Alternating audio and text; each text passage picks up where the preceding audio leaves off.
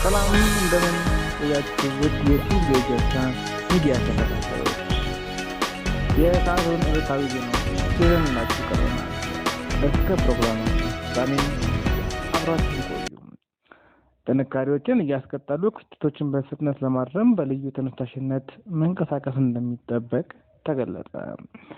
በንፋስ ስልክ ላፍቶ ክፍለ ከተማ ወረዳ ቱሉ የጀርሳ አስተዳደር የአንደኛ ሩብ ዓመት የፓርቲ ሱፐርቪዥን ግብረ መልስ የጋራ ትርክት ተደረገ። ተግባሮቻችን በልዩ ተልዕኮ መያዝ መስራት እንደሚገባ በማመላከት የተጨበጠ ውጤት በማሳካት የጠራ የአመራር ስምሪት በመስጠት በስኬት መቋጨት እንደሚገባም ተገልጿል። በመጨረሻም ቀጣይ የስራ አቅጣጫዎች እንዲሁም ማሳሰቢያዎች በመስጠት የዕለታዊ ግምገማ ውይይቱ ተጠናቋል።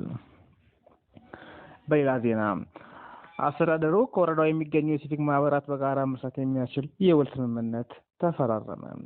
በንፋስ ስልክ ላፍቶ ክፍለ ከተማ ቱሉ የጀርሳ ወረዳ አስተዳደር የዋና ስራ አስፈጻሚ ጽሕፈት ቤት በወረዳው ከሚገኙ የሲቪክ ማህበራት ጋር በበጀት ዓመቱ የመጀመሪያ ሩብ ዓመት የተከናወኑ ተግባራትን በጥልቀት በመገምገም ለቀጣይ መስራት የሚያስችሉ የስምምነት ሰነድ ተፈራርመዋል። ሰነዱን የተፈራረሙት የወረዳ ዋና ስራ አስፈጻሚ አቶ ዘሪሁን አሰፋ አስተዳደሩ ለሲቪክ ማህበራት የተለያዩ ድጋፎች እያደረገ መሆኑን ጠቅሰው ይህንን ተግባር አጠናክሮ እንደሚቀጥልም አመላክተዋል። በሌላ ዜና ስናይ የአንደኛ ሩብ ዓመት እቅድ አፈጻጸምና ስታንዳርድ ከባለድርሻ ጋር ውይይት ተካሄደ።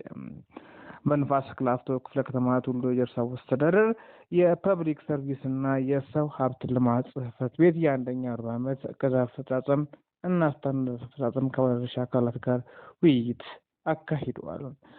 የወረዳው ፐብሊክ ሰርቪስ እና የሰው ሀብት ልማት ጽሕፈት ቤት ኃላፊ ወይዘሮ ቆንጂት ታገሰ እንደገለጹት ውይይቱ ለ2018 በጀት ዓመት የመጀመሪያ ሩብ ዓመት በጽሕፈት ቤቱ የተከናወኑ ዝርዝር ተግባራትን አፈጻጸም አቅርበዋል።